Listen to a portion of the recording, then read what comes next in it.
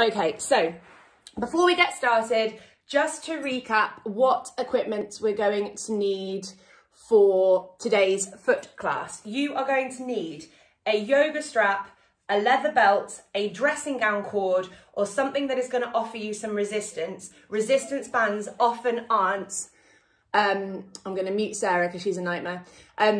Resistance bands often aren't resistancy enough. So you want something that's hard to push out against. You're also going to need a yoga block, a firm pillow, a loo roll, and this is going to be, we're going to squeeze our knees together a bit later on.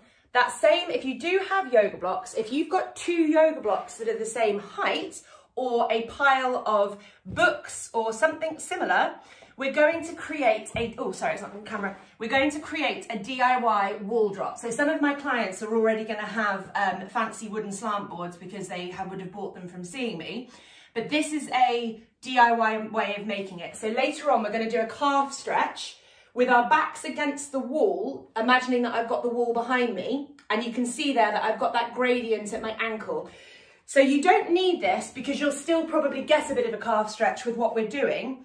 But if you can find a way at home, a DIY way, this is just a wooden chopping board or a plank of wood, bookshelf, something like that, that would be great.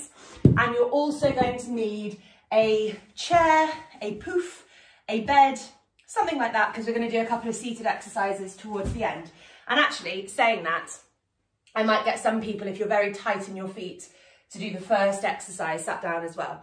So what I'd like you to do to start with is just to stand up, and we're going to have a little chat about feet. I'm actually just going to pin myself. I can mute everybody else, can't I?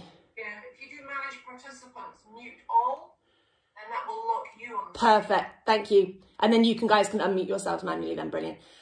Cool, so I'm just got myself on. So we're going to have a little think about our feet because they are often forgotten. And if you know me, you know that I'm obsessed with feet because your feet have 1/4 of the bones in all of your body in them. There are 33 joints and they are our foundation. They are our way that we interact with the ground. And for some reason, it's just kind of accepted that people put their feet in shoes from a really young age and never do anything to exercise their feet specifically. But if your feet are off, if your foundations are off, the whole kinetic chain are off because your feet set in motion this like beautiful system that fires all the way up your legs and through your body. And especially when it comes to walking, you need to make sure that you have this rhythm correct as you're walking so that you can walk functionally and therefore not have pain. So we really need to consider more what we're doing with our feet. They're really, really important. So standing there just now, what I'd like you to do is just have a little walk around your room.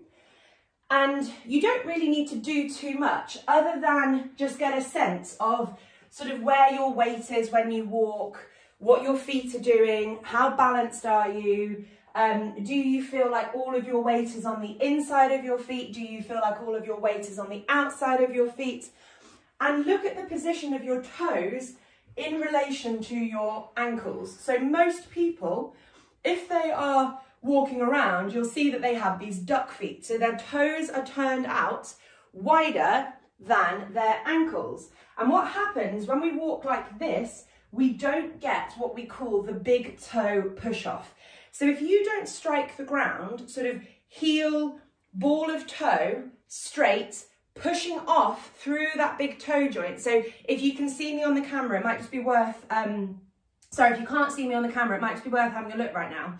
If you're walking constantly like this, your big toe is not pushing off through the ground as you walk. And therefore, you can kind of see how disengaged I look through the rest of my legs.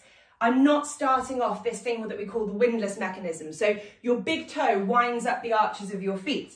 So when you're walking, you really want to think hard about walking in a straight line and saying this if you can comfortably. So there are some people that are internal in their knees and this might hurt them to correct their gait like this. So other stuff needs to happen first. But can you see here that I push off through that big toe joint? So my foot lands straight and I kind of curl through that big toe joint. And this is really what I want you to kind of consciously start thinking about when you're walking, But it's also important when we do our exercises today, because I don't want people having these duck feet.